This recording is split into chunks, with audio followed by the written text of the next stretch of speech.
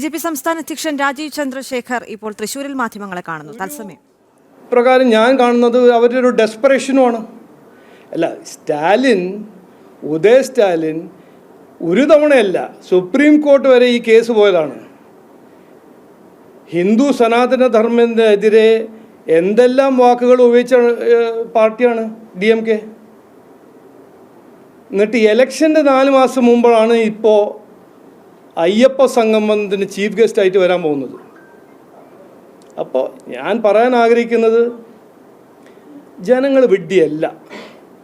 ആ വിഡ്ഢിയാക്കുന്ന ഒരു രീതിയും ആ ഒരു രാഷ്ട്രീയവും അതിൻ്റെ കാലം കഴിഞ്ഞു.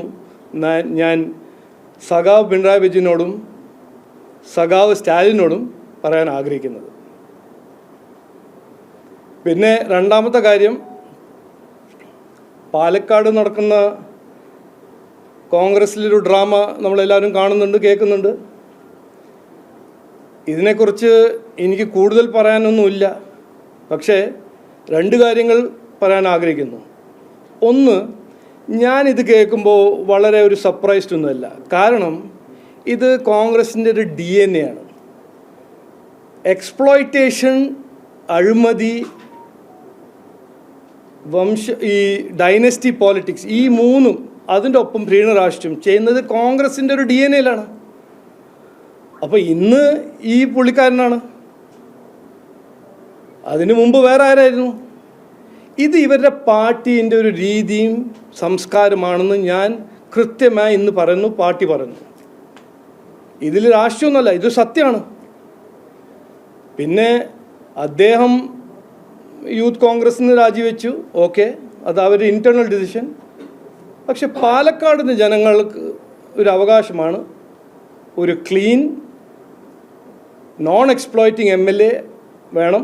അപ്പോൾ MLA പദ്ധതിയിൽ നിന്ന് രാജിവെക്കണമെന്ന് ഞങ്ങളുടെ നിർബന്ധമല്ല, പാലക്കാട് ജനങ്ങളുടെ ഒരു ആവശ്യമാണ്.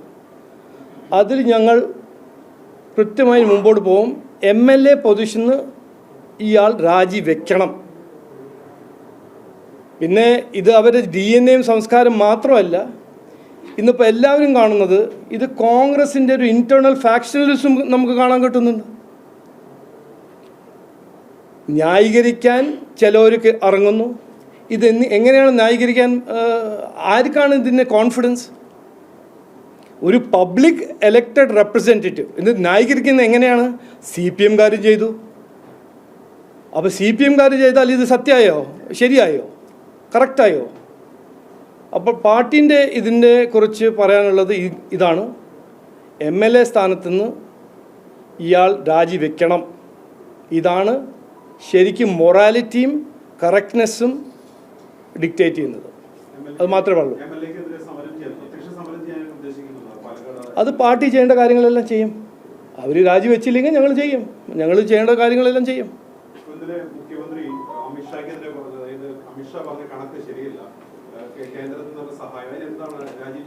അല്ല, ഈ നോക്കൂ, CPM-ന്റെ കണക്കും അത് എവിടുന്ന് പഠിച്ചു, അവരുടെ കാൽക്കുലേറ്ററിൽ ഏത് ബാറ്ററിയാണെന്നല്ല എനിക്ക് പറയാൻ അതിനെക്കുറിച്ച് എന്തിനാണ് ഞാൻ പറയുന്നത്. Government of India, CAG, budget, ഇതെല്ലാം ട്രാൻസ്പെറൻ്റ്ലി അവൈലബിൾ ഡോക്യുമെൻറ്റ്സ് അല്ലേ. എത്ര കാശ് ഗവൺമെൻറ് ഓഫ് ഇന്ത്യ സംസ്ഥാന സർക്കാരിന് കൊടുത്തു? ഇതിൽ എന്താണിപ്പോൾ 2 അഭിപ്രായം ഉണ്ടാവേണ്ട ആവശ്യമില്ലല്ലോ. അങ്ങനെ കണക്ക് തെറ്റാണെങ്കിൽ ഞാൻ ചാലഞ്ച് ചെയ്യുന്നു ബഹുമാനപ്പെട്ട മുഖ്യമന്ത്രിയോട്, അത് മുമ്പോട്ട് വയ്ക്കൂ. എന്തിനാണ് ഇങ്ങനെ ഈ ഷൂട്ട് ആൻഡ് സ്കൂട്ട് രാഷ്ട്രീയം ചെയ്യുന്നത്? അങ്ങനെ ഒരു കോൺഫിഡൻസ് ഉണ്ടെങ്കിൽ മുമ്പോട്ട് വയ്ക്കൂ. അത് ചെയ്യില്ല. കാരണം സെൻട്രൽ ഗവൺമെൻറ് ചെയ്യുന്നതും പറയുന്നതും എല്ലാം തെളിവും വെച്ച് ട്രാൻസ്പെറൻ്റ്ലി ബഡ്ജറ്റ് ഡോക്യുമെൻറ്റിലുള്ള കാര്യങ്ങളാണ് പറയുന്നത്. ഇതിന് ഒളിച്ചു വെച്ച് അവരുടെ അനാസ്ഥയും അവരുടെ ദുർഭരണം ജസ്റ്റിഫൈ ചെയ്യാത്ത സമയത്ത് ഓരോന്ന് പറഞ്ഞ് ഓടുക, അത്രയല്ലേ ഉള്ളൂ. ഞാൻ ഇന്നലെ മിന്നാതൊരു മീമ് കണ്ടു. ഒരു സ്ത്രീ, ഒരു ഒരു ഒരു തൊഴിലാളി പോലെ ഒരാൾ പറഞ്ഞു, എനിക്ക് കാശ് തരും, ഞാൻ ഒരു ദിവസം പണിയെടുത്തില്ലെന്ന്.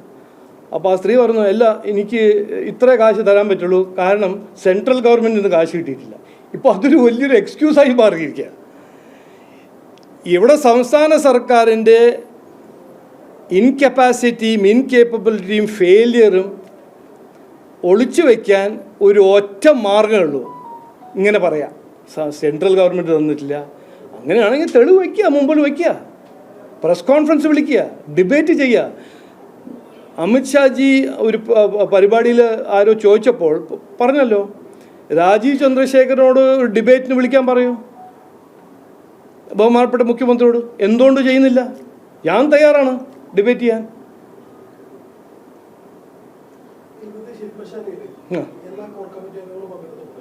അല്ല, ശില്പശാല കോർ കമ്മിറ്റി ഇത് നിങ്ങളൊരു ഒരു ഫേവറേറ്റ് ടോപ്പിക്കാണെന്ന് അറിയാം. ആരാ പങ്കെടുത്തില്ല. ഞങ്ങളുടെ പാർട്ടീൻ്റെ പ്രത്യേക മീറ്റിങ്ങിലും പ്രത്യേക ശില്പശാലയിലും ഇൻവൈറ്റഡ് പേര് വിളിച്ച് ഒരു ലിസ്റ്റ് ഉണ്ട്. അവർക്ക് കണ്ടക്ട് ചെയ്യുന്ന ശില്പശാലയാണ്. കോർ കമ്മിറ്റിക്ക് വേണ്ടി നടത്തുന്ന ശില്പശാലയല്ല ഇത്. ഡിസ്ട്രിക്ട് പ്രസിഡൻറ്റും ഡിസ്ട്രിക്ട് ജനറൽ സെക്രട്ടറീസും മേഖല ഭാരവാഹിൻ്റെ ശില്പശാലയാണ്. അപ്പോൾ പങ്കെടുക്കുന്നവരെല്ലാം വന്നിട്ടുണ്ട്, എല്ലാം പങ്കെടുക്കുന്നുണ്ട്.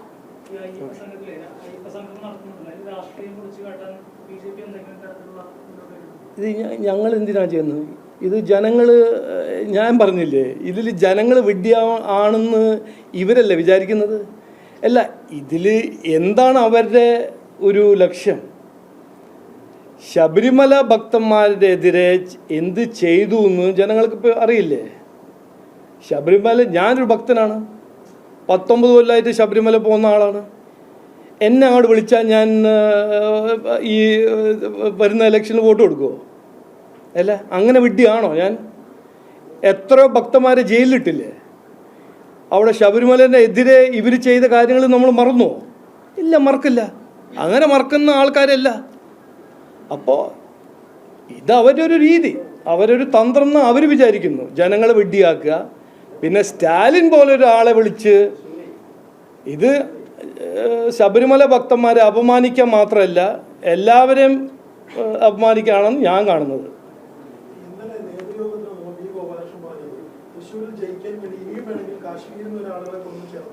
അത് ഔട്ട് ഓഫ് കോണ്ടെക്സ്റ്റ് ആയിട്ട് പറഞ്ഞതല്ല, അത് നിങ്ങൾ മനസ്സിലാക്കിയതാണ്. ആരാണ് എനിക്കറിയില്ല.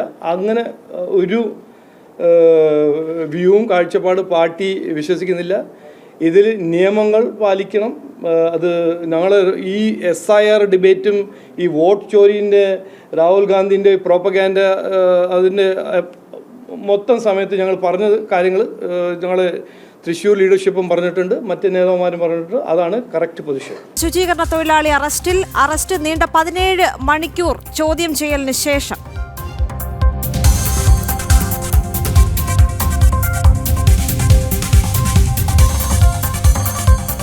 അയ്യപ്പ സംഗമവേദി ഹിന്ദു വിരുദ്ധതയുടെ സംഗമ ഭൂമിയാക്കാൻ സംസ്ഥാന സർക്കാർ. ഭക്ത സംഗമത്തിലെ മുഖ്യാതിഥി MK സ്റ്റാലിൻ അയ്യപ്പന്റെ പേരിൽ ഹിന്ദുക്കളെ അവഹേളിക്കാൻ ശ്രമിക്കുന്നുവെന്ന ആക്ഷേപം.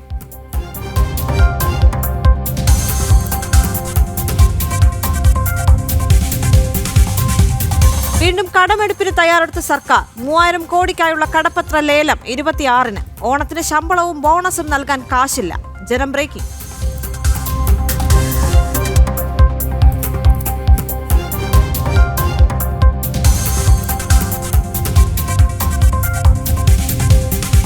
വയനാട് സാലറി ചലഞ്ചിനോട് സഹകരിക്കാതെ ജീവനക്കാർ. ദുരിതാശ്വാസ നിധിയിലേക്ക് സംഭാവന നൽകാത്തവരുടെ കണക്ക് നൽകാൻ നിർദ്ദേശം. നടപടി മുഖ്യമന്ത്രിയുടെ ഓഫീസിന്റെ നിർദ്ദേശപ്രകാരം. ജനം ബ്രേക്കിംഗ്.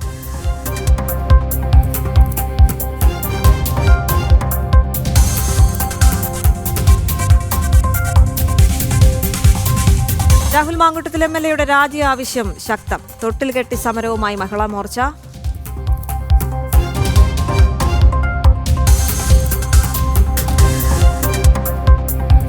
രാഹുലിനെതിരെ മുഖം നോക്കാതെ നടപടിയെന്ന് VD സതീശൻ. വീണ്ടും രാഹുലിനെ ന്യായീകരിച്ച് ഷാഫി പറമ്പിൽ. രാജിയില്ലെന്ന് ആവർത്തിച്ച് രാഹുൽ മാങ്കൂട്ടത്തിൽ.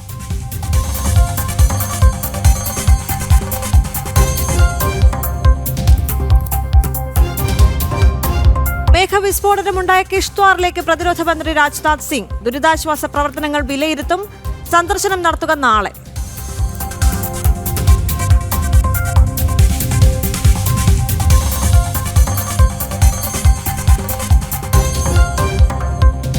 കാർഷിക മേഖലയിലെ പ്രതിസന്ധിക്ക് പരിഹാരം കണ്ടെത്താൻ കേന്ദ്ര പ്രതിനിധി പഠന സംഘം കുട്ടനാടിൽ. കുട്ടനാട്ടിലെ വിവിധ മേഖലകൾ സംഘം സന്ദർശിക്കും.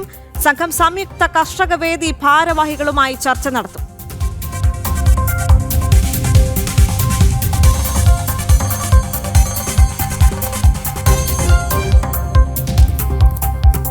ലയണൽ മെസ്സി കേരളത്തിലേക്ക് നവംബറിൽ എത്തുമെന്ന സ്ഥിരീകരണം, എതിരാളികളെ ഉടൻ പ്രഖ്യാപിക്കുമെന്നും AFA.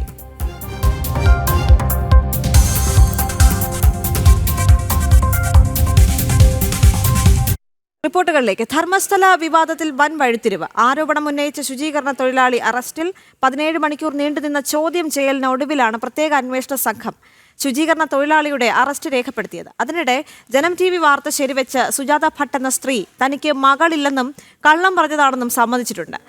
മനാഫ് ഉൾപ്പെടുന്ന ആക്ഷൻ കമ്മിറ്റിയിലെ 2 പേരാണ് തന്നെ കള്ളം പറയാൻ പ്രേരിപ്പിച്ചതെന്നും സുജാത ഭട്ട് പറയുന്നു. അരുൺ ആലത്തൂർ ചേരുന്നുണ്ട് കൂടുതൽ വിവരങ്ങളുമായി. അരുൺ, കഴിഞ്ഞ ദിവസം ജനം TV പുറത്തുവിട്ട വാർത്തകൾ സത്യമാണ് എന്ന് പറയുന്ന തരത്തിലേക്കാണ് കാര്യങ്ങൾ വരുന്നത്.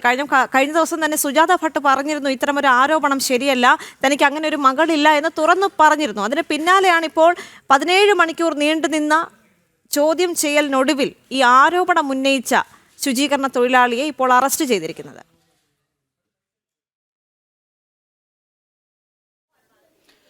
തീർച്ചയായിട്ടും ദേവിക, നമ്മൾ ജനം TV പുറത്തുവിട്ട വാർത്തകൾ ശരിവെക്കുന്ന തരത്തിലേക്ക് തന്നെ കർണാടകയിലെ കാര്യങ്ങൾ, ധർമ്മസ്ഥലയിലെ കാര്യങ്ങൾ എത്തിയിരിക്കുന്നു എന്നുള്ളത് തന്നെയാണ്. അതിൽ ഏറ്റവും പ്രധാനപ്പെട്ട ഒന്ന്, ഇന്നലെ വൈകിട്ടോടുകൂടെയായിരുന്നു ഒരു യൂട്യൂബ് ചാനൽ നൽകിയ അഭിമുഖത്തിൽ ഈ സുജാത ഭട്ട് എന്ന സ്ത്രീ, അനന്യ ഭട്ട് എന്ന മകൾ തനിക്കില്ല എന്നുള്ള കാര്യം തുറന്ന് സമ്മതിച്ചത്. ചില ഭീഷണികൾക്ക് വഴങ്ങിയാണ് അങ്ങനെ പറയേണ്ടി വന്നത് എന്നുള്ളതായിരുന്നു സുജാത ഭട്ട് പറഞ്ഞത്. സുജാത ഭട്ട് പറയുന്നത് ഈ മലയാളിയായ ജയൻ അതുപോലെ തന്നെ മറ്റ് ചിലരും തന്നെ ഭീഷണിപ്പെടുത്തി അത്തരത്തിൽ പറയിപ്പിച്ചതാണ് എന്നുള്ളതാണ്. അതിനിടെയാണ് ഇന്നലെ രാവിലെ ഒരു 10 മണി മുതൽ ആരംഭിച്ചതാണ് ഈ ശുചീകരണ തൊഴിലാളി എന്ന കരാറുകാരൻ, ചിന്നയ്യ എന്നാണ് അയാളുടെ പേര്. ആ ചിന്നയ്യയെ ചോദ്യം ചെയ്യുന്നത് ഇന്നലെ രാവിലെ ഒരു 10 മണിക്ക് തുടങ്ങിയതാണ്. ഇന്നലെ രാവിലെ 10 മണിക്ക് തുടങ്ങിയ ചോദ്യം ചെയ്യൽ 17 മണിക്കൂർ നീണ്ടുനിന്നു. 17 മണിക്കൂർ നീണ്ടുനിന്ന ചോദ്യം ചെയ്യലിനൊടുവിലാണ് ഇപ്പോൾ ചിന്നയ്യയുടെ അറസ്റ്റ് പ്രത്യേക അന്വേഷണ സംഘം രേഖപ്പെടുത്തിയിരിക്കുന്നത്. ഒരു പ്രത്യേകത എന്തെന്നാൽ ഈ SIT സംഘം രൂപീകരിച്ചത് മലയാളിയായ മനാഫ് ഉൾപ്പെടുന്ന ആക്ഷൻ കമ്മിറ്റിയിലെ അംഗങ്ങൾ, അവർക്ക് കൂടെ താല്പര്യമുള്ള അല്ലെങ്കിൽ അവർ കൂടി പറഞ്ഞിട്ടുള്ള ഉദ്യോഗസ്ഥരെ ഉൾപ്പെടുത്തിയാണ് ഈ SIT ടീം കോൺഗ്രസ് ഭരിക്കുന്ന കർണാടക സർക്കാർ രൂപീകരിച്ചത്. അതേ ആ SIT ടീം തന്നെയാണ് ഇപ്പോൾ ചിന്നയ്യ എന്ന ഈ വാദിയായ ആളെ, അല്ലെങ്കിൽ വലിയ വെളിപ്പെടുത്തൽ എന്ന തരത്തിൽ 100 കണക്കിന് സ്ത്രീകളെ കുഴിച്ചു മൂടി എന്ന തരത്തിൽ വെളിപ്പെടുത്തലൊക്കെ നടത്തി മാധ്യമങ്ങൾക്ക് മുൻപിൽ മാസ്ക് ഇട്ട് രംഗത്ത് വന്ന ആ വ്യക്തിയെ ഇപ്പോൾ അറസ്റ്റ് ചെയ്തിരിക്കുന്നത്. ഏതായാലും ഇയാളുടെ മുഖമൊന്നും നേരത്തെ കാണിച്ചിട്ടുണ്ടായിരുന്നില്ല. കാരണം നമുക്കറിയാം, കോടതിയിൽ അദ്ദേഹം നൽകിയ ആ ഒരു സ്റ്റേറ്റ്മെൻറ്റ്, ആ സ്റ്റേറ്റ്മെൻറ്റിൽ വിറ്റ്നസ് പ്രൊട്ടക്ഷൻ ആക്ട് മറ്റും പ്രകാരം അദ്ദേഹത്തിൻ്റെ മുഖം മാധ്യമങ്ങൾക്ക് ഉൾപ്പെടെ വെളിപ്പെടുത്താൻ കഴിയില്ലായിരുന്നു. പക്ഷെ ഇപ്പോൾ ഏതായാലും ആ മുഖംമൂടി ധരിച്ച് കള്ളങ്ങളുമായി എത്തിയ വ്യക്തിയെ മാധ്യമങ്ങൾക്ക് ഉൾപ്പെടെ പൊതുസമൂഹത്തിന് മുന്നിൽ തുറന്നു കാണിക്കാൻ കഴിയുന്ന സ്ഥിതിയിലേക്ക് കാര്യങ്ങൾ എത്തിയിരിക്കുന്നു. കാരണം ഈ മുഖംമൂടി ധരിച്ചെത്തിയ ശുചീകരണ തൊഴിലാളി എന്ന മുൻ കരാറുകാരൻ പറഞ്ഞതെല്ലാം കളവാണ് എന്നുള്ളത് തന്നെയാണ്. ഏതായാലും ധർമ്മസ്ഥലയിലെത്തി നമ്മൾ നടത്തിയ അന്വേഷണങ്ങൾ, ആ അന്വേഷണങ്ങളിൽ നമ്മൾ ആദ്യം കണ്ടെത്തിയ ഒരു കാര്യം എന്നുള്ളത് അനന്യ ഭട്ട് എന്ന സ്ത്രീയെ ഇല്ല, ഈ സുജാത ഭട്ടിന് ഒരു മകളെ ഇല്ല എന്നുള്ളതായിരുന്നു. അതേതായാലും കേരളത്തിൽ മറ്റൊരു മാധ്യമവും ആ വിഷയം റിപ്പോർട്ട് ചെയ്തിട്ടില്ല. നമ്മൾ ജനം TV മാത്രമാണ് ആ വാർത്ത റിപ്പോർട്ട് ചെയ്തത് എന്നുള്ളതും ശ്രദ്ധേയമാണ്. ഏതായാലും നമ്മളുടെ ആ കണ്ടെത്തൽ ശരിയായി തീർന്നിരിക്കുന്നു എന്നുള്ളതാണ് ഒരു കാര്യം. രണ്ടാമത്തെ കാര്യം, ഈ 17 ഇടങ്ങളിൽ കുഴിച്ചു നോക്കി അവിടെ നിന്ന് ഒരു അസ്ഥി കഷ്ണവും ലഭിച്ചില്ല, ഒരു സ്ത്രീയുടെ അസ്ഥി കഷ്ണവും ലഭിച്ചില്ല എന്നുള്ളതാണ്. നമ്മൾ ഈ 17 ഈ ഭാഗങ്ങളിലേക്ക് കടന്നു ചെന്ന് അവിടെ 32 അടിയോളം ആഴത്തിൽ SIT ടീം കുഴിച്ചതും മറ്റുമൊക്കെ നമ്മൾ പരിശോധിക്കുകയുണ്ടായി. അതിനുശേഷം നമ്മൾ അത് റിപ്പോർട്ട് ചെയ്ത വാർത്തയും അതുതന്നെയായിരുന്നു. ഇതിൽ വലിയ ദുരൂഹതയുണ്ട്. ഈ വിഷയത്തിൽ ഒന്നും കണ്ടെത്താൻ SIT ടീമിന് കഴിഞ്ഞിട്ടില്ല. മുഖംമൂടി അണിഞ്ഞെത്തിയ വ്യക്തി പറയുന്നത് മുഴുവൻ പച്ചക്കള്ളമാണ് എന്നുള്ളത് നമ്മൾ അന്ന് റിപ്പോർട്ട് ചെയ്തിരുന്നു. അതും ഏതായാലും ഇപ്പോൾ ശരിവെക്കുന്ന തരത്തിലാണ് SITയുടെ കണ്ടെത്തലുണ്ടായിരിക്കുന്ന. SIT ഈ മുഖംമൂടി ധരിച്ചെത്തിയ ചിന്നയ്യയുടെ അറസ്റ്റ് രേഖപ്പെടുത്തിയിരിക്കുന്നത്. ഇനി ഇതിൽ മൂന്നാമതായിട്ട് നമുക്ക് അറിയേണ്ടതായിട്ടുള്ള കാര്യം എന്നുള്ളത് ഇതിലെ ഗൂഢാലോചന ആരുടെയാണ് എന്നുള്ളതാണ്. കാരണം ഈ ധർമ്മസ്ഥല മഞ്ജുനാഥ സ്വാമി ക്ഷേത്രം എന്നുള്ളത് കർണാടകയിലെ പ്രശസ്തമായ ക്ഷേത്രമാണ്. നമ്മൾ ഉടുപ്പിയും അതുപോലെ തന്നെ മൂകാംബികയും ഒക്കെ പോലെ വളരെ പ്രധാനപ്പെട്ട ക്ഷേത്രമാണ് ഈ ധർമ്മസ്ഥലയും അവിടുത്തെ മഞ്ജുനാഥ സ്വാമി ക്ഷേത്രവും. ആ ധർമ്മസ്ഥലയും മഞ്ജുനാഥ സ്വാമി ക്ഷേത്രത്തെയും തകർക്കുന്നതിന് വേണ്ടിയുള്ള ഗൂഢാലോചന ആരുടെ ആയിരുന്നു, ഇതിന് പിന്നിൽ ആരായിരുന്നു എന്നുള്ളതാണ് ഇനി അറിയേണ്ടതായിട്ടുള്ളത്. നമുക്ക് അവിടെ നമ്മൾ നടത്തിയ അന്വേഷണം അന്വേഷണത്തിൽ മനസ്സിലാക്കാൻ സാധിച്ചത്. അത് ഒരു വിഭാഗം ഇടത് അതുപോലെ തന്നെ ജിഹാദി സംഘം ഇതിന് പിന്നിൽ പ്രവർത്തിച്ചിട്ടുണ്ട് എന്നുള്ളതാണ് നമുക്ക് കണ്ടെത്താൻ കഴിഞ്ഞിട്ടുള്ളത്. ഏതായാലും നമ്മളുടെ ആ കണ്ടെത്തലിലേക്ക് SIT ടീമും എത്തുമോ എന്നുള്ളതിനി അറിയേണ്ടതായിട്ടുള്ള സാഹചര്യം തന്നെയാണുള്ളത്. അവിടെ ഉയർന്ന ആരോപണവും അത് തന്നെയാണ്. കാരണം ധർമ്മസ്ഥല എന്ന ആ ഭാഗത്തെയും ആ പ്രദേശത്തെയും അവിടുത്തെ മഞ്ജുനാഥസ്വാമി ക്ഷേത്രത്തെയും പരിശോധിക്കുമ്പോൾ നമുക്ക് കാണാൻ കഴിഞ്ഞിട്ടുള്ളത് സ്വാമി ക്ഷേത്രം എന്നുള്ളത് അവിടെ വരുന്ന വിശ്വാസികൾ ഇടുന്ന കാണിക്കയുടെ പണം, ആ കാണിക്ക പണം മുഴുവൻ വിനിയോഗിക്കപ്പെടുന്നത് എല്ലാ നാനാജാതി മതത്തിൽപ്പെട്ട ആളുകളുടെയൊക്കെ ക്ഷേമത്തിന് വേണ്ടിയാണെന്നുള്ളതാണ്. കാരണം ക്ഷേത്രത്തിൻ്റെ കീഴിൽ നിരവധി ഏകദേശം 300ഓളം വിദ്യാഭ്യാസ സ്ഥാപനങ്ങളും അതുപോലെ തന്നെ ആശുപത്രികളും മറ്റ് ആരോഗ്യ സ്ഥാപനങ്ങളും ഒക്കെ പ്രവർത്തിക്കുന്നു എന്നുള്ളതാണ്. അതിൽ തന്നെ പ്രത്യേകതയുള്ളത് ഈ ക്ഷേത്രത്തിന് കീഴിലുള്ള വിദ്യാഭ്യാസ സ്ഥാപനങ്ങളിലൊക്കെ തന്നെയും വളരെ കുറഞ്ഞ പൈസയ്ക്ക് വിദ്യാഭ്യാസം നൽകുന്നു എന്നുള്ളതാണ്. അതുപോലെ തന്നെ ആശുപത്രികൾ എടുത്ത് പരിശോധിക്കുമ്പോൾ അവിടെ ക്യാൻസർ ആശുപത്രികളിൽ ഉൾപ്പെടെ സൗജന്യമായിട്ടാണ് ചികിത്സ നൽകുന്നത്. ഡയാലിസിസ് ഉൾപ്പെടെയുള്ള കാര്യങ്ങൾ സൗജന്യമായിട്ടാണ് നൽകുന്നത്. ഒപ്പം തന്നെ ഈ ക്ഷേത്രത്തിലേക്ക് വരുമ്പോൾ ക്ഷേത്രത്തിലെ കാർ പാർക്കിങ്ങിന് പൈസ വാങ്ങുന്നില്ല. അവിടെ 3 നേരവും 24 മണിക്കൂറും ഭക്ഷണം നൽകുന്നു, സൗജന്യമായിട്ട് താമസ സ്ഥലം നൽകുന്നു. അതോടൊപ്പം തന്നെ വനവാസി മേഖലകളിൽ ഉൾപ്പെടെ അവരുടെ വനവാസി ജനങ്ങളുടെ ക്ഷേമത്തിന് വേണ്ടി ക്ഷേത്രം വലിയ രീതിയിലുള്ള പ്രവർത്തനങ്ങൾ നടത്തുന്നു. കർണാടകയിലെ വിദൂര ഗ്രാമങ്ങളിൽ പോലും ഈ സർക്കാർ സ്കൂളുകളിൽ അധ്യാപകരില്ലാത്ത നിരവധി സ്കൂളുണ്ട്. അവിടേക്കൊക്കെ അധ്യാപകരെ ഈ ക്ഷേത്രത്തിലെ കീഴിലുള്ള വിദ്യാഭ്യാസ സ്ഥാപനങ്ങളിൽ നിന്നുള്ള അധ്യാപകരെ അവിടെ പഠിപ്പിക്കാൻ, കുട്ടികളെ പഠിപ്പിക്കാൻ വേണ്ടി അയക്കുന്നു. അങ്ങനെ ഒരു ഹൈന്ദവ ക്ഷേത്രം അത് രാജ്യത്തിന് തന്നെ വലിയ മാതൃകയാണ് ധർമ്മസ്ഥല എന്നുള്ളതാണ് നമ്മൾ അവിടെ നേരിട്ട് പോയപ്പോൾ നമുക്ക് മനസ്സിലായ കാര്യം. കാരണം അത്രയേറെ പ്രവർത്തനങ്ങളാണ്. അതായത് ക്ഷേത്രത്തിലേക്ക് വരുന്ന കാണിക്കപ്പണം അതിപ്പോൾ കേരളത്തിൽ ദേവസ്വം ബോർഡുകൾ എങ്ങനെ വിനിയോഗിക്കുന്നു എന്നുള്ളത് നമുക്കൊക്കെ അറിയാവുന്നതാണ്. എല്ലാ കാലത്തും അത് വലിയ വിമർശനങ്ങൾക്ക് വഴിവെച്ചിട്ടുള്ള ഒരു കാര്യവുമാണ് എന്നുള്ളതാണ്. അത്തരത്തിലുള്ള വിമർശനങ്ങൾക്ക് നമ്മുടെ നാട്ടിലെ ക്ഷേത്രത്തിലെ വരുമാനങ്ങൾ തെറ്റായ രീതിയിൽ വിനിയോഗിക്കുന്നു, വകമാറ്റി വിനിയോഗിക്കുന്നു എന്നുള്ളപ്പോഴാണ് ഈ ധർമ്മസ്ഥലയിൽ അവിടുത്തെ വിശ്വാസികൾ ഇടുന്ന കാണിക്കയായിട്ട് നൽകുന്ന പണം അത് കൃത്യമായി സമൂഹത്തിലെ എല്ലാ നാനാജാതി മതസ്ഥരുടെയും ക്ഷേമത്തിന് വേണ്ടി ഉപയോഗിക്കുന്നു എന്നുള്ളത്. ഏതായാലും അത് വലിയ രീതിയിൽ അവിടെ ഒരു വിഭാഗം ആളുകളെ ചൊടിപ്പിച്ചിട്ടുണ്ട് എന്നുള്ളതാണ് നമുക്ക് ഒന്ന് മനസ്സിലാക്കാൻ സാധിച്ചത്. രണ്ടാമത്തെ കാര്യമായിട്ടുള്ളത് മതപരിവർത്തന ലോബി. അവർക്ക് അവിടേക്ക് കടന്നു ചെല്ലാൻ കഴിയാത്ത തരത്തിൽ അവിടുത്തെ ഹിന്ദു സമൂഹം വളരെ സ്ട്രോങ് ആണ് എന്നുള്ളതാണ്. ആ ഹിന്ദു സമൂഹത്തിൻ്റെ ഐക്യം തകരണമെങ്കിൽ, അവിടെ മതപരിവർത്തന ലോബിക്ക് കടന്നു ചെല്ലണമെങ്കിൽ അതിന് ഈ ക്ഷേത്രം തകരണം, ഈ ധർമ്മസ്ഥലയിലെ എല്ലാം തകരണം എന്നുള്ളതാണ് രണ്ടാമത്തെ കാര്യം.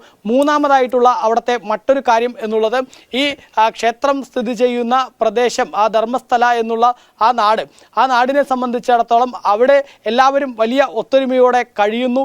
ഒപ്പം ചില പുറത്തു നിന്നുള്ള ആളുകൾ അവിടെ വന്ന് പ്രശ്നങ്ങൾ സൃഷ്ടിക്കാൻ ശ്രമിച്ചപ്പോൾ അവിടെ ഒരു നിയമം കൊണ്ടുവന്നു. വ്യാപാര സ്ഥാപനങ്ങളും മറ്റുമൊക്കെ നടത്താൻ ഹിന്ദുക്കൾ മാത്രമേ അവിടെ വ്യാപാര സ്ഥാപനങ്ങൾ നടത്താവൂ എന്നുള്ളൊരു നിയമം അവർ 2 വർഷം മുൻപ് കൊണ്ടുവന്നു. ഇത്തരം കാര്യങ്ങളൊക്കെ അവിടെ ഒരു വിഭാഗം ആളുകളെ വലിയ രീതിയിൽ ചൊടിപ്പിച്ചിട്ടുണ്ട്. അവരാണ് ഇത്തരത്തിലൊരു ഇല്ലാത്ത വിവാദം ഉണ്ടാക്കുന്നതിന് പിന്നിൽ എന്നുള്ളതാണ് പ്രധാനമായിട്ടും അവിടെ ഉയരുന്ന ആരോപണം. ഏതായാലും ആ ആരോപണങ്ങളൊക്കെ ശരിവെക്കുന്ന തരത്തിലാണ് ഇപ്പോൾ അറസ്റ്റ് ഉണ്ടായിരിക്കുന്നത്. ചിന്നയ്യ എന്ന ആ മുഖമുടിക്കാരനെ അറസ്റ്റ് ചെയ്തിരിക്കുകയാണ്. ഇനി ഇതിൽ വെളിവാവേണ്ടത് ഇതിൽ ആരൊക്കെ ഉണ്ട് എന്നുള്ളതാണ്. ഒരുപാട് ആളുകളുടെ പേര് പറയുന്നുണ്ട്. മലയാളിയായ മനാഫ്, അതുപോലെ തന്നെ ജയൻ ടി, അതുപോലെ തന്നെ ഗിരീഷ് മട്ടണ്ണ, ഒപ്പം തന്നെ ഈ വിഷയത്തിൽ നിരവധി ആളുകളുടെ പേരുകൾ ഗൂഢാലോചനയുടെ ഭാഗമായി ഇതിൽ ഒരുപാട് ആളുകൾ പങ്കെടുത്തിട്ടുണ്ട് എന്നുള്ളതാണ് പുറത്തു വരുന്ന വിവരം. അതുകൊണ്ട് തന്നെ വരും ദിവസങ്ങളിൽ ആരുടെയൊക്കെ അറസ്റ്റ് ഉണ്ടാവും എന്നുള്ളത് കാത്തിരുന്ന് കാണേണ്ട സ്ഥിതി തന്നെയാണ്. ഒപ്പം ഈ സുജാത ഭട്ടിൻ്റെ അറസ്റ്റ് ഉടൻ ഉണ്ടാവാനുള്ള സാധ്യതയും തള്ളിക്കളയാൻ കഴിയില്ല. കാരണം സുജാത ഭട്ടിനെ ചോദ്യം ചെയ്യുന്നതിന് വേണ്ടി SIT ടീം വിളിപ്പിച്ചിരുന്നു. പക്ഷേ തൻ്റെ ആരോഗ്യ പ്രശ്നങ്ങൾ കാരണം ചോദ്യം ചെയ്യലിന് ഇന്നിപ്പോൾ ഹാജരാവാൻ കഴിയില്ല, മറ്റൊരു ദിവസം അനുവദിച്ച് നൽകണമെന്നൊക്കെയാണ് സുജാത ഭട്ട് പറഞ്ഞിരിക്കുന്നത്. ഏതായാലും സുജാത ഭട്ട് ഉൾപ്പെടെയുള്ള ഒപ്പം മലയാളികളായ ആളുകളുടെ ഉൾപ്പെടെ അറസ്റ്റൊക്കെ ഈ വിഷയത്തിൽ ഉണ്ടാവാനുള്ള സാധ്യതയുണ്ട്. ഒപ്പം ഒരു യൂട്യൂബ് ചാനലുകൾ ഈ വിഷയത്തിൽ ഏറ്റവും അധികം തെറ്റായ വാർത്തകൾ നൽകിയിട്ടുള്ളത് ഒരു വിഭാഗം മലയാള മാധ്യമങ്ങളും യൂട്യൂബ് ചാനലുകളുമാണ്. അതിൽ സമീർ MD എന്നുള്ളൊരു യൂട്യൂബ് ചാനലിലാണ് വലിയ രീതിയിൽ AI ഒക്കെ ഉപയോഗിച്ചുകൊണ്ട് ക്ഷേത്രത്തിനെതിരെ കൊണ്ടുപിടിച്ച തെറ്റായ പ്രചാരണങ്ങൾ നടത്തിയത്. അതുകൊണ്ട് തന്നെ അവരൊക്കെ ഈ ഗൂഢാലോചനയുടെ ഭാഗമാണ് എന്നുള്ള ആരോപണം ഉയരുന്നുണ്ട്. അത്തരത്തിൽ ഈ സമീർ MD ഉൾപ്പെടെയുള്ള, അതുപോലെ തന്നെ മലയാളിയായ മനാഫും അതുപോലെ തന്നെ മറ്റ് ആളുകളുടെയൊക്കെ അറസ്റ്റിലേക്ക് ഇനി കാര്യങ്ങൾ എത്തുമോ എന്നുള്ളത് നോക്കിക്കാണേണ്ട സാഹചര്യമാണ് ഉള്ളത്. നിലവിൽ ഏതായാലും ഈ സംഭവവുമായി ബന്ധപ്പെട്ട ധർമ്മസ്ഥലയിലെ വിവാദങ്ങളുമായി ബന്ധപ്പെട്ട് വലിയ ട്വിസ്റ്റാണ് ഉണ്ടായിരിക്കുന്നത്, വലിയ വഴിത്തിരിവാണ് ഉണ്ടായിരിക്കുന്നത്. ഈ മുഖംമൂടി അണിഞ്ഞ വ്യക്തിയെ അറസ്റ്റ് ചെയ്തിരിക്കുന്നു.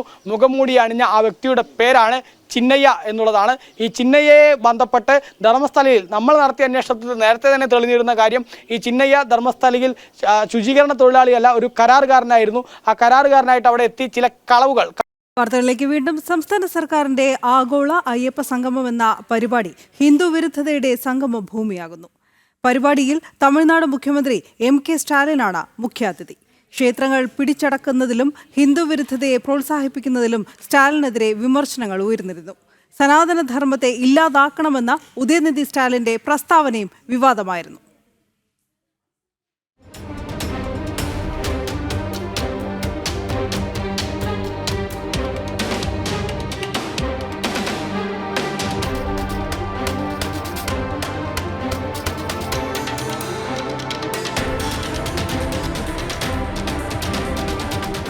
ശബരിമലയിൽ വിശ്വാസ ധ്വംസന ശ്രമങ്ങൾക്ക് നേതൃത്വം നൽകിയ സംസ്ഥാന സർക്കാർ തന്നെ ആഗോള അയ്യപ്പ സംഗമം എന്ന പേരിൽ പരിപാടി നടത്തുന്നതിൽ നേരത്തെയും വിമർശനമുയർന്നിരുന്നു.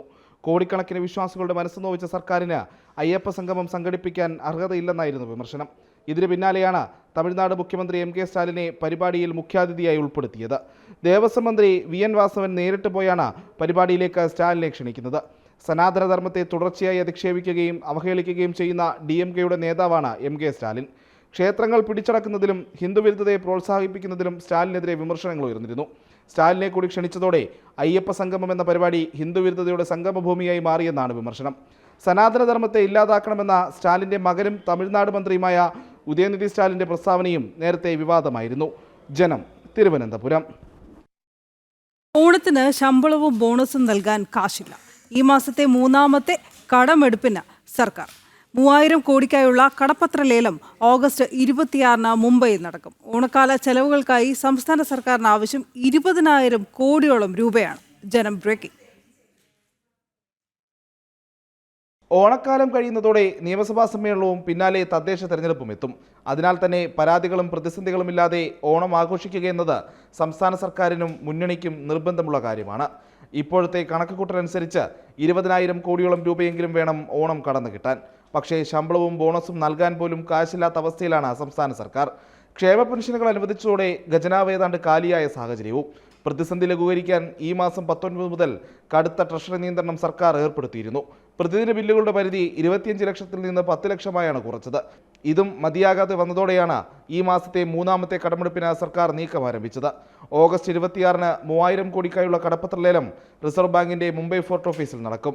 ഇതോടെ ഈ സാമ്പത്തിക വർഷത്തെ ആദ്യ 5 മാസത്തെ കടമെടുപ്പ് 23,000 കോടിയായും മാറും.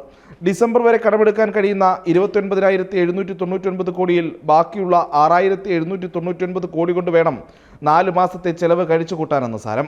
ഓണം കഴിഞ്ഞാൽ തെരഞ്ഞെടുപ്പ് മുന്നൊരുക്കങ്ങൾ സജീവമാകുമെന്നതിനാൽ സാധാരണക്കാർ മുതൽ സർക്കാർ ജീവനക്കാർ വരെയുള്ളവരുടെ അതൃപ്തി പരിഹരിക്കുക എന്നത് വലിയ കടമ്പയാണ്. അതിനാൽ തന്നെ ഓണത്തിന് ശമ്പളം, പെൻഷൻ, ബോണസ് എന്നിവയെല്ലാം കൃത്യസമയത്ത് തന്നെ നൽകേണ്ടി വരും. ഒപ്പം ക്ഷാമബത്ത കുടിശ്ശിക, അഡ്വാൻസ്, വിപണി ഇടപെടൽ എന്നിവയെല്ലാം കുറവൊന്നുമില്ലാതെ നടപ്പിലാക്കണം. ഇല്ലാത്ത പണമെടുത്ത് ക്ഷേമ പെൻഷൻ അനുവദിച്ചതും ഈ സാഹചര്യത്തിലാണ്. 7,500 കോടി രൂപയുടെ അധിക വായ്പയ്ക്ക് കേരളം കേന്ദ്രത്തോട് അനുമതി തേടിയിരുന്നു. കേന്ദ്രം കഴിഞ്ഞില്ലെങ്കിൽ വലിയൊരു സാമ്പത്തിക ദുരന്തത്തിലേക്കും കേരളം കൂപ്പുകുത്തും. പ്രജിത് മോഹനൻ, ജനം, തിരുവനന്തപുരം. ലൈംഗിക ആരോപണ വിധേയനായ രാഹുൽ മാങ്കൂട്ടത്തിലിനെ സംരക്ഷിച്ച് ഷാഫി പറമ്പിൽ MP. ആരോപണം ഉയർന്നപ്പോഴേ യൂത്ത് കോൺഗ്രസ് അധ്യക്ഷൻ രാജി പ്രഖ്യാപിച്ചു. ആ തീരുമാനം പാർട്ടി അംഗീകരിച്ചു. തന്നോട് ആരും രാഹുലിനെതിരെ പരാതിപ്പെട്ടിട്ടില്ലെന്നും വടകരയിൽ മാധ്യമങ്ങളോട് ഷാഫി പറമ്പിൽ പറഞ്ഞു. താൻ മുങ്ങിയതാണെന്ന ആരോപണങ്ങൾ അടിസ്ഥാനരഹിതമാണെന്നും ബീഹാർ വരെ പോയതാണെന്നും MP വിശദീകരണം നൽകി.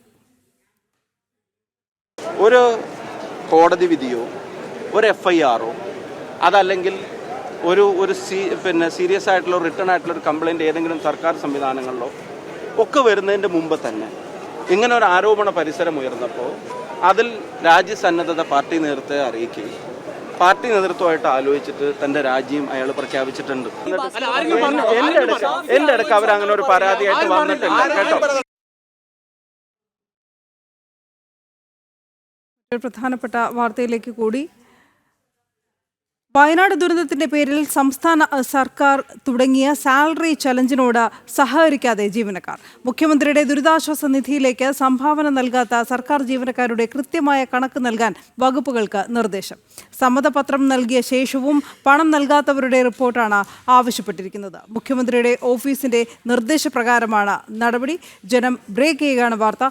രാജീവ് നൽകും കൂടുതൽ വിവരങ്ങൾ. രാജീവ്. കഴിഞ്ഞ കുറേ വർഷങ്ങളായി പ്രകൃതി ദുരന്തങ്ങളുടെ പേരിലാണ് സർക്കാർ സാലറി ചലഞ്ച് നടത്തുന്നത്. 2018 പ്രളയം മുതൽ ഇങ്ങോട്ട് സാലറി ചലഞ്ച് തുടർച്ചയായി സംസ്ഥാന സർക്കാർ നടത്താറുണ്ട്. 2018 നിർബന്ധമായും സർക്കാർ ജീവനക്കാർ പണം നൽകണമെന്ന നിർദ്ദേശം സർക്കാർ മുന്നോട്ട് വെച്ചിരുന്നു. ഇതിനോട് CPM അനുകൂല സംഘടനാ പ്രവർത്തകർ വരെ എതിർപ്പ് അറിയിച്ചെങ്കിലും സർക്കാർ വഴങ്ങിയിരുന്നില്ല. നിർബന്ധപൂർവ്വം തന്നെ ജീവനക്കാരിൽ നിന്ന് സാലറി പിടിച്ചെടുക്കുന്ന ഒരു സമീപനമായിരുന്നു സംസ്ഥാന സർക്കാരിൻ്റെ ഭാഗത്ത് നിന്ന് ഉണ്ടായത്. ഏറ്റവും ഒടുവിൽ ഇപ്പോൾ വയനാട് ദുരന്തത്തിൻ്റെ ഭാഗമായാണ് വീണ്ടും സാലറി ചലഞ്ച് സർക്കാർ ഏർപ്പെടുത്തിയത്. നിർബന്ധപൂർവ്വം പണം നൽകണമെന്ന് സർക്കാർ ആവശ്യപ്പെട്ടിരുന്നില്ല. എന്നാൽ പണം നൽകാത്ത ജീവനക്കാർക്കെതിരെ പ്രതികാര നടപടികൾ ഉണ്ടാകുമെന്ന് പരോക്ഷമായ മുന്നറിയിപ്പ് സർക്കാർ നൽകിയിരുന്നു. അതായത് സർക്കാർ ജീവനക്കാർ സാലറി ചലഞ്ചിൽ നിർബന്ധമായും പങ്കെടുക്കണമെന്ന കൃത്യമായ സൂചന തന്നെയാണ് സർക്കാർ നൽകിയിരുന്നത്. ഇതിൻ്റെ ഭാഗമായാണ് ഈ സർക്കാർ ജീവനക്കാർ എത്രത്തോളം സർക്കാർ ജീവനക്കാരാണ് ഈ സാലറി ചലഞ്ചിൽ പങ്കെടുക്കുന്നത് എന്ന് ചൂണ്ടിക്കാണിച്ചുകൊണ്ട് സമ്മതപത്രം നൽകാനുള്ള നിർദ്ദേശം നൽകിയിരുന്നത്. 500 കോടിയെങ്കിലും പിരിച്ചെടുക്കാനുള്ള നീക്കമായിരുന്നു സംസ്ഥാന സർക്കാർ നടത്തിയതെങ്കിൽ അത് പൂർണ്ണമായും പരാജയപ്പെട്ടിരിക്കുന്നു. 230 കോടി രൂപ മാത്രമാണ് സാലറി ചലഞ്ച് വഴി സർക്കാരിന് സമാഹരിക്കാൻ കഴിഞ്ഞത്. അതായത് പകുതി ജീവനക്കാർ പോലും ഈ സാലറി ചലഞ്ചിനോട് അനുകൂലമായി പ്രതികരിച്ചിരുന്നില്ല. മാത്രമല്ല 20,000-ന് മുകളിൽ സർക്കാർ ജീവനക്കാർ സാലറി ചലഞ്ചിൽ പങ്കെടുക്കാൻ സമ്മതമാണെന്ന് സമ്മതപത്രം നൽകിയതിനു ശേഷം ഈ പണം നൽകിയിട്ടില്ല എന്നാണ് സർക്കാർ തന്നെ പറയുന്നത്. ഇതിൻ്റെ അടിസ്ഥാനത്തിലാണ് നിലവിലിപ്പോൾ വിവിധ വകുപ്പ് മേധാവികൾക്ക് നിർദ്ദേശം നൽകിയിരിക്കുന്നത്. സാലറി ചലഞ്ചിൽ പങ്കെടുക്കാത്ത സർക്കാർ ജീവനക്കാരുടെ കണക്കുകൾ നൽകാനുള്ള നിർദ്ദേശമാണ് നൽകിയിരിക്കുന്നത്. ഈ സമ്മതപത്രം നൽകിയിട്ട് ഏതൊക്കെ ജീവനക്കാരാണോ ഈ പണം നൽകാത്തത് അവരുടെ കണക്കുകൾ നൽകാനുള്ള നിർദ്ദേശമാണ് വിവിധ വകുപ്പ് മേധാവികൾക്ക് നൽകിയിരിക്കുന്നത്. 20,000-ന് മുകളിൽ സർക്കാർ ജീവനക്കാർ ഈ രീതിയിൽ ഉണ്ട് എന്നാണ് ഏകദേശ കണക്ക്. നേരത്തെ ധനവകുപ്പ് ഇവരിൽ നിന്ന് ശമ്പളം പിടിക്കാനുള്ള ഒരു തീരുമാനത്തിലേക്ക് എത്തിയിരുന്നെങ്കിലും നിയമപരമായ പ്രശ്നങ്ങൾ ഉള്ളതിനാൽ അത് വേണ്ടെന്ന് വെക്കുകയായിരുന്നു. ഇതിനുശേഷമാണ് ഇപ്പോൾ ഏതായാലും വിവിധ വകുപ്പ് മേധാവികൾക്ക് നിർദ്ദേശം നൽകിയിരിക്കുന്നത്. ഈ പണം എങ്ങനെയും ഈടാക്കാനുള്ള തീരുമാനത്തിലേക്കാണ് എത്തിയിരിക്കുന്നത്. സംസ്ഥാനം രൂക്ഷമായ സാമ്പത്തിക പ്രതിസന്ധിയിലൂടെ കടന്നു പോവുകയാണ്. അതുകൊണ്ട് തന്നെ 500 കോടി രൂപയ്ക്ക് മുകളിലെങ്കിലും പിരിച്ചെടുക്കാനുള്ള ഒരു തീരുമാനത്തിലേക്ക് എത്തുന്നു. നിലവിൽ സർക്കാർ ലക്ഷ്യമിട്ടിരുന്നത് 500 കോടി തന്നെയാണ്. പക്ഷേ 230 കോടി പോലും സമാഹരിക്കാൻ കഴിയാത്ത ഒരു സാഹചര്യമാണ്. സർക്കാർ ജീവനക്കാർ ഈ സാലറി ചലഞ്ചിൽ നിന്ന് വിട്ടുനിൽക്കുകയായിരുന്നു. ഇതിന് ഏറ്റവും പ്രധാനപ്പെട്ട ഒരു കാരണം ഈ വയനാട് ദുരിതബാധിതർക്ക് വേണ്ടി എന്ന രീതിയിലാണ് സാലറി ചലഞ്ച് തുടങ്ങിയത്. എന്നാൽ വയനാട്ടിലെ ദുരിതബാധിതരുടെ അവസ്ഥയൊക്കെ നമ്മൾ പലതവണ റിപ്പോർട്ട് ചെയ്തതാണ്. പുനരധിവാസം പോലും തുടങ്ങിയെടുത്ത് തന്നെ നിൽക്കുകയാണ്. അവർക്ക് അർഹമായ യാതൊരു തരത്തിലുള്ള സഹായങ്ങളും ഇപ്പോഴും സംസ്ഥാന സർക്കാരിന് ചെയ്യാൻ കഴിയുന്നില്ല. ഈ ഒരു പശ്ചാത്തലത്തിൽ കൂടിയാണ് ഈ സാലറി ചലഞ്ചിൽ നിന്നും സർക്കാർ ജീവനക്കാർ പിന്മാറിയത്. ഇത് തിരിച്ചടിയായതോടെയാണ് ഇപ്പോൾ നിർബന്ധമായും പണം നൽകണമെന്ന ഒരു തീരുമാനത്തിലേക്ക് എത്തുകയും ഈ സമ്മതപത്രം നൽകിയവർക്ക് എതിരെ കടുത്ത നടപടികൾ സ്വീകരിക്കാനുള്ള തീരുമാനത്തിലേക്ക് എത്തുകയുമൊക്കെ ചെയ്തിരിക്കുന്നത്. ഇതിൻ്റെ ഭാഗമായാണ് ഇപ്പോൾ കണക്കുകൾ ശേഖരിക്കുന്നത്. അനു, പ്രതിഷേധങ്ങൾക്കിടയിലും MLA സ്ഥാനം രാജിവെക്കാൻ കൂട്ടാക്കാതെ രാഹുൽ മാങ്കൂട്ടത്തിൽ. രാജി ആലോചനയിൽ പോലും ഇല്ലെന്നാണ് MLAയുടെ നിലപാട്. രാജ്യസമ്മർദ്ദമേറുന്നതിനിടയിലാണ് രാഹുലിന്റെ വെല്ലുവിളി പ്രകാരം വന്നിരിക്കുന്നത്. മിഥുൻ മുരളി നൽകും കൂടുതൽ വിവരങ്ങൾ. മിഥുൻ. രാജി സമ്മർദ്ദം ഏറുകയാണ്. കോൺഗ്രസ് പാർട്ടിക്കുള്ളിൽ വിവിധ സംഘടനകൾക്കിടയിൽ നിന്നെല്ലാം രാഹുൽ രാജിവെക്കണമെന്നുള്ള ആവശ്യം ശക്തമായി തന്നെ ഉയർന്നു വരുന്നു. കോൺഗ്രസിനിടയിൽ തന്നെയും യൂത്ത് കോൺഗ്രസിനിടയിലെയും ഇത് വലിയ തർക്ക വിഷയമായി ഭിന്നിപ്പായി മാറുകയും ചെയ്യുന്ന സാഹചര്യമുണ്ട്. ഈ പശ്ചാത്തലത്തിലൊന്നും രാജിയുമായി താൻ മുന്നോട്ട് വരില്ല, രാജിവെക്കില്ല എന്ന നിലപാടിൽ ഉറച്ചു നിൽക്കുകയാണ് രാഹുൽ മാങ്കൂട്ടത്തിൽ. രാജി സന്നദ്ധത പോയിട്ട് രാജിവെക്കുന്നതിനുള്ള യാതൊരു നിലപാടും തന്റെ ഭാഗത്തു നിന്നില്ല എന്നാണ് രാഹുൽ മാങ്കൂട്ടവുമായി അടുത്ത വൃത്തങ്ങളിൽ നിന്നും ലഭ്യമാകുന്ന വിവരം. ഇതുവരെയും രാഹുൽ മാങ്കൂട്ടം പരസ്യ പ്രതികരണത്തിന് തയ്യാറായിട്ടില്ല. യൂത്ത് കോൺഗ്രസ് അധ്യക്ഷ സ്ഥാനം രാജിവെച്ചുകൊണ്ട് വാർത്താ സമ്മേളനം നടത്തി മുങ്ങിയ രാഹുൽ പിന്നീട് വീടിനുള്ളിൽ തന്നെ കഴിയുകയാണ്. രാഹുലിന്റെ വീടിന് പുറത്ത് 2 ദിവസമായി മാധ്യമങ്ങൾ രാഹുലിന്റെ പ്രതികരണത്തിന് വേണ്ടി ആരാഞ്ഞുകൊണ്ട് ഉണ്ട്. പക്ഷേ യാതൊരു പ്രതികരണവും നടത്താൻ രാഹുൽ തയ്യാറാകുന്നില്ല. രാജി ഇല്ല എന്നുള്ള രാഹുലിന്റെ നിലപാട് ഇപ്പോൾ രാഹുലുമായി അടുത്ത വൃത്തങ്ങളിൽ നിന്ന് പുറത്തേക്ക് ലഭിക്കുന്നുണ്ടെങ്കിലും പരസ്യമായി ഇത് പ്രതികരണത്തിലൂടെ അറിയിക്കാൻ രാഹുൽ തയ്യാറാകുന്നില്ല എന്നുള്ളതാണ് പ്രധാനപ്പെട്ട വസ്തുത. പല കാര്യങ്ങളിലും രാഹുലുമായി ബന്ധപ്പെട്ട് ഉയർന്നിരിക്കുന്ന ഗുരുതര ആരോപണങ്ങളിൽ പല കാര്യങ്ങളിലും വ്യക്തത രാഹുൽ വരുത്തിയിട്ടുമില്ല. ഇക്കാര്യങ്ങളിലും രാഹുലിന്റെ പ്രതികരണം ആവശ്യമാണ്. ഉത്തരവാദിത്തപ്പെട്ട സ്ഥാനത്തിരിക്കുന്ന MLA സ്ഥാനത്തിരിക്കുന്ന വ്യക്തി എന്ന നിലയിൽ രാഹുലിനെതിരെ ഉയർന്നിരിക്കുന്ന വിവിധ ആരോപണങ്ങളിൽ ഗുരുതരമായ ആരോപണങ്ങളിലെല്ലാം പ്രതികരണം ആവശ്യമാണ് എന്നിരിക്കെയാണ് രാഹുൽ ഇപ്പോൾ വീടിനുള്ളിൽ തന്നെ കഴിയുന്നത്. പൊതുപരിപാടികളിൽ നിന്ന് രാഹുലിനെ ഒഴിവാക്കിയിട്ടുണ്ട്. സ്വകാര്യ പരിപാടികൾ രാഹുൽ തന്നെ ഒഴിവാക്കിയിട്ടുണ്ട്. രാഹുലിന്റെ അടൂരിലെ വീടിന് പോലീസ് ബന്ദോബസ്ത് ഏർപ്പെടുത്തിയിട്ടുണ്ട്. പോലീസിന്റെ കനത്ത സുരക്ഷയിലാണ് ഇപ്പോൾ ഈ വീടുള്ളത്. പ്രതിഷേധങ്ങൾ ഏത് നിമിഷം വേണമെങ്കിലും രാഹുലിന്റെ വീട്ടിലേക്ക് ഉണ്ടാകുമെന്നുള്ള സൂചനകൾ കണക്കിലെടുത്തുകൊണ്ട് ഇത്തരത്തിലുള്ള പോലീസ് ബന്ദോബസ്ത് ഒരുക്കിക്കൊണ്ട് ആ വീടിനുള്ളിൽ തന്നെ ഒളിച്ചോടി കഴിയുന്ന രാഹുലിനെയാണ് ഈ മണിക്കൂറുകളിൽ കാണാൻ കഴിയുന്നത്. എന്തായാലും ഷാഫി പറമ്പിലും വി ഡി സതീശനും രാഹുലിന് അനുകൂലമായി പ്രതികരണം നടത്തിയിരിക്കുന്ന പശ്ചാത്തലത്തിൽ പോലും രാജിക്കില്ല എന്നുള്ള കാര്യം മാത്രമാണ് രാഹുലിന്റെ അടുത്ത വൃത്തങ്ങളിൽ നിന്ന് ലഭിക്കുന്നത്. പരസ്യ പ്രതികരണത്തിന് ഇതുവരെ തയ്യാറാകാതെ വീട്ടിൽ ഒളിച്ചിരിക്കുകയാണ് രാഹുൽ മാങ്കൂട്ടം. ശരി. രാഹുൽ മാങ്കൂട്ടത്തിനെതിരായ ആരോപണങ്ങളിൽ വിട്ടുവീഴ്ചയില്ലാതെ നടപടി സ്വീകരിക്കുമെന്നാണ് പ്രതിപക്ഷ നേതാവ് വി ഡി സതീശൻ പ്രതികരിച്ചത്. ആരോപണങ്ങൾ ഗൗരവതരമായി പരിശോധിക്കുമെന്നും അദ്ദേഹം പറയുകയുണ്ടായി.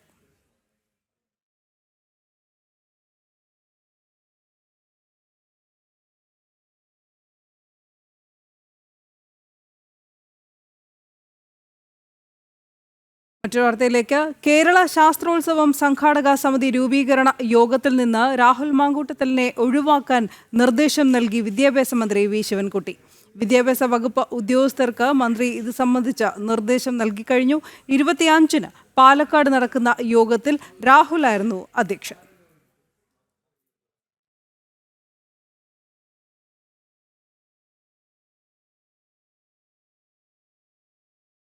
രാഹുൽ മാങ്കൂട്ടത്തിനെതിരായ ആരോപണത്തിൽ സൈബർ ആക്രമണം നേരിടുന്നെന്ന പ്രവാസി എഴുത്തുകാരി ഹണി ഭാസ്കറിന്റെ പരാതിയിൽ 9 പേർക്കെതിരെ കേസെടുത്തു. തിരുവനന്തപുരം സിറ്റി സൈബർ പോലീസാണ് കേസെടുത്തത്. പ്രതികൾ പരാതിക്കാരിയുടെ അന്തസ്സിനെ ഹനിക്കുന്ന ഉദ്ദേശത്തോടുള്ള വാക്കുകൾ ഉപയോഗിക്കുകയും സ്വകാര്യതയിലേക്ക് കയറിയെന്നും എഫ്ഐആറിൽ പറയുന്നുണ്ട്. എഫ്ഐആർ പകർപ്പും ഫേസ്ബുക്ക് പോസ്റ്റും ഹണി സമൂഹമാധ്യമങ്ങളിലൂടെ പങ്കുവച്ചു.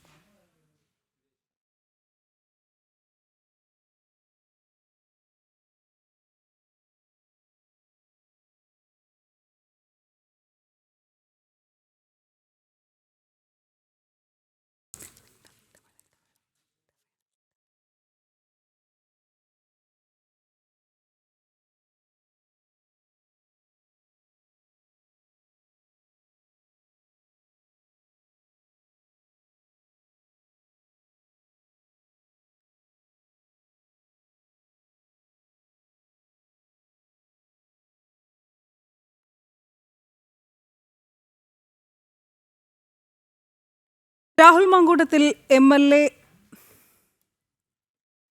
എ രാജിവെക്കണമെന്ന് ആവശ്യപ്പെട്ടുകൊണ്ട് മഹിളാ മോർച്ച തൃശൂരിൽ തൊട്ടിലാട്ട സമരം നടത്തി. പടിഞ്ഞാറേക്കോട്ടയിലെ കെ കരുണാകരൻ പ്രതിമയ്ക്ക് മുന്നിൽ നടത്തിയ പ്രതിഷേധ സമരത്തിൽ നിരവധി പ്രവർത്തകരാണ് പങ്കെടുത്തത്. കോൺഗ്രസിന്റെ എല്ലാ ഓഫീസുകളിലും തൊട്ടിൽ കെട്ടേണ്ട അവസ്ഥയെന്ന് മഹിളാ മോർച്ച സംസ്ഥാന അധ്യക്ഷ നവ്യ ഹരിദാസ് പറഞ്ഞു. രാഹുൽ മാങ്കൂട്ടത്തിന്റെ രാജി ആവശ്യപ്പെട്ടുകൊണ്ട് സംസ്ഥാന വ്യാപകമായിട്ട് വലിയ പ്രതിഷേധമാണ് നടക്കുന്നത്. അതിന്റെ ഭാഗമായിട്ട് മഹിളാ മോർച്ചയുടെ നേതൃത്വത്തിൽ തൃശ്ശൂരിൽ വ്യത്യസ്തമായിട്ടൊരു സമരം നടത്തിയിരിക്കുകയാണ്. അതായത് തൊട്ടിലാട്ടിക്കൊണ്ടാണ് ഇവിടെ സമരം നടത്തിയിരിക്കുന്നത്. അതായത് ഈ രീതിയിലാണ് കാര്യങ്ങൾ പോകുന്നതെങ്കിൽ കോൺഗ്രസിന്റെ എല്ലാ ഓഫീസുകളിലും ഈ തൊട്ടിൽ കെട്ടണം എന്നാണ് മഹിളാ മോർച്ച പറഞ്ഞിരിക്കുന്നത്. എന്തായാലും മഹിളാ മോർച്ചയുടെ സംസ്ഥാന അധ്യക്ഷ നവ്യ ഹരിദാസ് നമ്മളോടൊപ്പം ചേരുകയാണ്. എന്താണ് ഇത്തരത്തിലുള്ള വ്യത്യസ്തമായിട്ടൊരു സമരം നടത്താൻ കാരണം? ഒപ്പം തന്നെ കെ കരുണാകരന്റെ പ്രതിമയ്ക്ക് താഴെ അല്ലെങ്കിൽ അതിന് സമീപം നമ്മൾ ഈ സമരം നടത്തിയിരിക്കുന്നത്. എന്താണ് നമ്മൾ കൊടുക്കുന്ന സന്ദേശം? രണ്ട് സൂചനകളാണ് ഞങ്ങളുടെ ഇന്നത്തെ സമരത്തിലൂടെ മുൻപോട്ട് വെക്കുന്നത്. ഒന്ന്, ഈ സെന്റർ തെരഞ്ഞെടുത്തിരിക്കുന്നത് ലീഡേഴ്സ് സ്ക്വയർ ആണ് ഞങ്ങൾ തെരഞ്ഞെടുത്തിരിക്കുന്നത് പരിപാടിക്ക് വേണ്ടി. അത് ഒരു ലീഡർ എങ്ങനെ ആയിരിക്കരുത് എന്നുള്ളതിന്റെ സൂചനയാണ് ശ്രീ രാഹുൽ മാങ്കൂട്ടത്തിലൂടെ ഇന്ന് പുറത്തു വന്നിരിക്കുന്നത്. ഒരു ജനപ്രതിനിധിയായി നിന്നുകൊണ്ട് തൻ്റെ സമൂഹത്തിലുള്ള സ്ത്രീകളെല്ലാം തന്നെ അവരുടെ മാനത്തെ ചോദ്യം ചെയ്യുന്ന നിലപാടുമായിട്ട് ഒരു ജനപ്രതിനിധി മുൻപോട്ട് പോവുകയാണെങ്കിൽ തീർച്ചയായിട്ടും അദ്ദേഹത്തിന് അധിക നാൾ മുൻപോട്ട് പോകാൻ സാധിക്കില്ല. അതിൽ ശക്തമായിട്ട് പ്രതിഷേധവുമായിട്ട് മഹിളാ മോർച്ച രംഗത്തുണ്ടാകുമെന്നുള്ള സൂചന ഞങ്ങൾ നൽകുന്നു. ഈ ശ്രീ കരുണാകരന്റെ സ്മാരകത്തിന് മുൻപിൽ ഞങ്ങൾ ഈ പ്രതിഷേധ പരിപാടി സംഘടിപ്പിക്കുമ്പോൾ ഇതിനു മുൻപ് അദ്ദേഹത്തിന്റെ ഭാര്യയെയും മകൾക്കുമെതിരെ എന്താ പറയുക, അത്രയ്ക്ക് നീചമായിട്ടുള്ള ആരോപണങ്ങളായിരുന്നു അന്ന് രാഹുൽ മാങ്കൂട്ടത്തിൽ മുൻപോട്ട് വെച്ചിരുന്നത്. രാഹുൽ മാങ്കൂട്ടത്തിനെതിരായ ആരോപണങ്ങളിൽ ട്രാൻസ്ജെൻഡർ യുവതിക്ക് പിന്തുണയുമായി ട്രാൻസ്ജെൻഡർ കോൺഗ്രസ്. അവന്തികയ്ക്ക് പൂർണ്ണ പിന്തുണ എന്ന ട്രാൻസ്ജെൻഡർ കോൺഗ്രസ് രക്ഷാധികാരി അരുണിമ എം കുറുപ്പ്. രാഹുൽ തെറ്റ് ചെയ്തിട്ടുണ്ടെങ്കിൽ ന്യായീകരിക്കില്ലെന്നും അരുണിമ പറഞ്ഞു. എന്ന് പറയുന്ന സ്ത്രീ ഒരു ട്രാൻസ് വുമൺ ആണ്.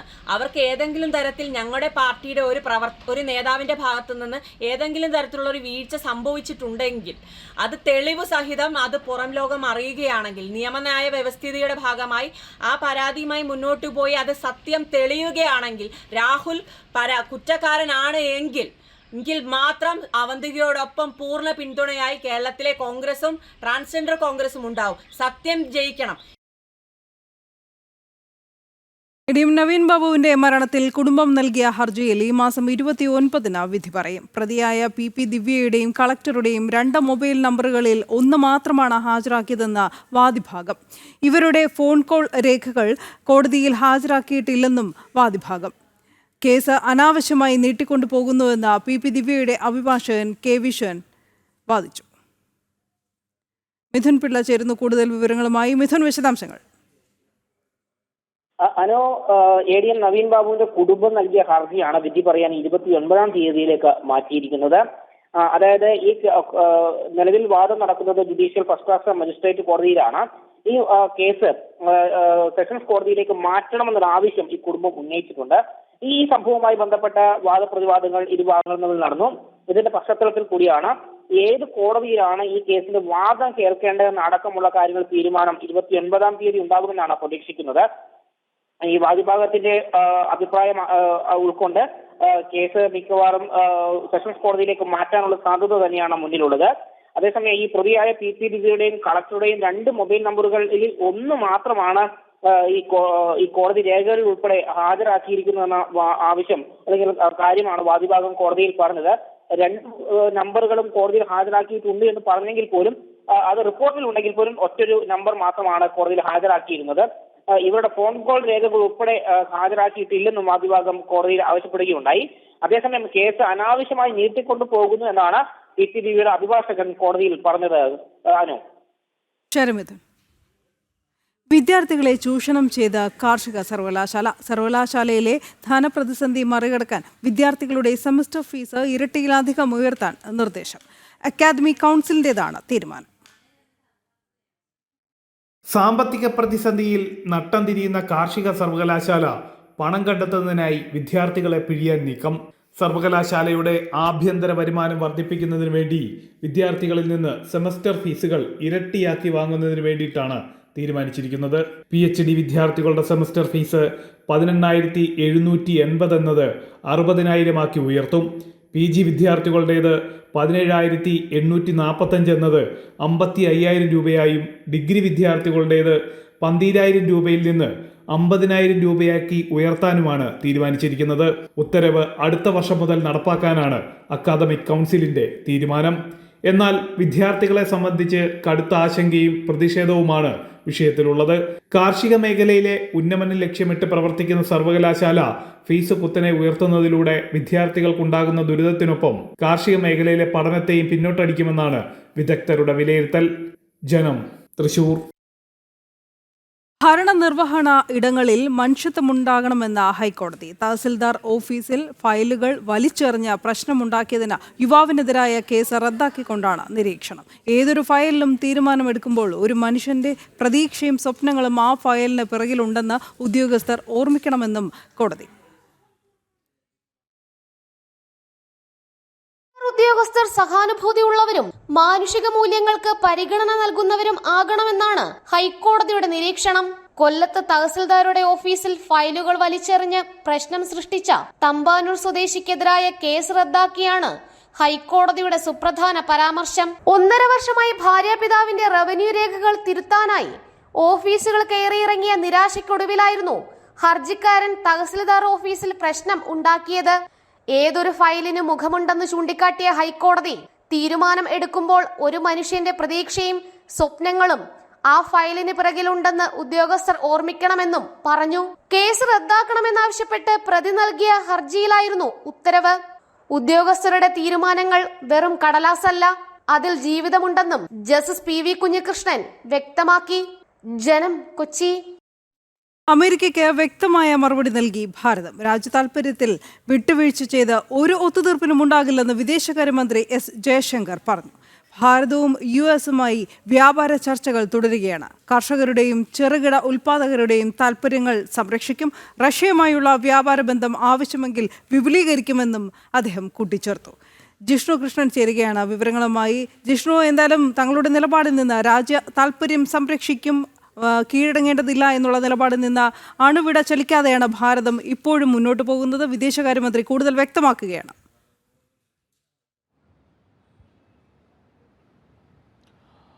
അമേരിക്കയുമായുള്ള വ്യാപാര ബന്ധത്തിൽ ഭാരതത്തിന്റെ നിലപാട് ഒരിക്കൽ കൂടി ആവർത്തിക്കുകയാണ് വിദേശകാര്യമന്ത്രി എസ് ജയശങ്കർ ചെയ്തിട്ടുള്ളത്. ഈ ഒരു വിഷയത്തിൽ അമേരിക്ക ഭാരതത്തിനെതിരെ 25% അധിക തീരുവ ഏർപ്പെടുത്തുകയും, അതായത് 50% മുകളിലേക്ക് അമേരിക്ക ഭാരതത്തിന് മേൽ തീരുവ ഏർപ്പെടുത്തുകയും വ്യാപാര ബന്ധത്തിൽ ചില ഉലച്ചിലുകൾ ഉണ്ടാവുകയും ചെയ്ത പശ്ചാത്തലത്തിൽ തന്നെ രാജ്യത്തിന്റെ ഭരണാധികാരി പ്രധാനമന്ത്രി നരേന്ദ്രമോദി വ്യക്തമാക്കിയിട്ടുള്ള കാര്യമുണ്ട്. രാജ്യത്തിന് പ്രധാനം നമ്മുടെ രാജ്യത്തിന്റെ താൽപ്പര്യങ്ങളും രാജ്യത്തെ ആഭ്യന്തര ഉൽപ്പന്നങ്ങൾ മികച്ച മൂല്യം വിപണിയിൽ ഉറപ്പാക്കുക എന്നുള്ളതാണ്. അതിനപ്പുറത്തേക്ക് മറ്റൊരു കാര്യങ്ങളിലും വിട്ടുവീഴ്ച ഉണ്ടാകില്ല. രാജ്യ താൽപ്പര്യത്തിന് വിട്ടുവീഴ്ച ചെയ്തുകൊണ്ട് ഒരു ബന്ധത്തിനും ഭാരതം മുൻപോട്ട് പോകില്ല എന്ന് പ്രധാനമന്ത്രി നരേന്ദ്രമോദി വ്യക്തമാക്കിയിരുന്നു. അതുതന്നെയാണ് ഇന്നിപ്പോൾ വിദേശകാര്യമന്ത്രി എസ് ജയശങ്കറും കൂടുതൽ കടുത്ത സ്വരത്തിൽ വ്യക്തമാക്കിയിട്ടുള്ളത്. അതായത് രാജ്യത്തിൻ്റെ താൽപ്പര്യങ്ങളിൽ വിട്ടുവീഴ്ച ചെയ്ത് ഒരു ഒത്തുതീർപ്പിനും അമേരിക്കയുമായി എന്നല്ല ഒരു രാജ്യവുമായി ഭാരതം ചെയ്യില്ല. അത് ദൃഢമായിട്ടുള്ള നിശ്ചയമാണ്. ഭാരതത്തെ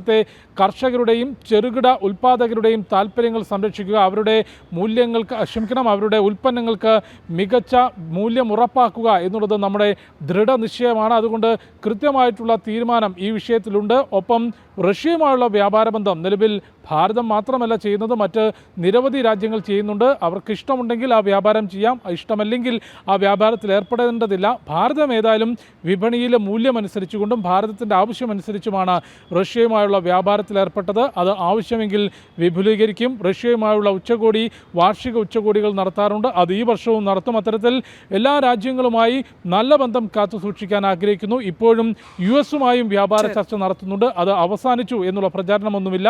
ഭാരതം അമേരിക്കയുമായി ചർച്ച നടത്തുന്നുണ്ട്. റഷ്യയുമായി വ്യാപാര ബന്ധം ആവശ്യമെങ്കിൽ വിപുലീകരിക്കും. അത്തരത്തിൽ ഭാരതത്തിൻ്റെ ആഭ്യന്തര ഉൽപ്പന്നങ്ങൾക്ക് ലോക വിപണിയിൽ മികച്ച മൂല്യം കണ്ടെത്തുമെന്നും കർഷകരുടെയും ചെറുകിട ഉൽപ്പാദകരുടെയും താൽപ്പര്യങ്ങൾ സംരക്ഷിക്കും എന്നുമാണ് വിദേശകാര്യമന്ത്രി വ്യക്തമാക്കിയത്. ശരി ജിഷ്ണു, ഈ വാർത്താ ബുള്ളറ്റിൻ ഇതോടെ ഇവിടെ സമാപിക്കുന്നു. നമസ്തേ.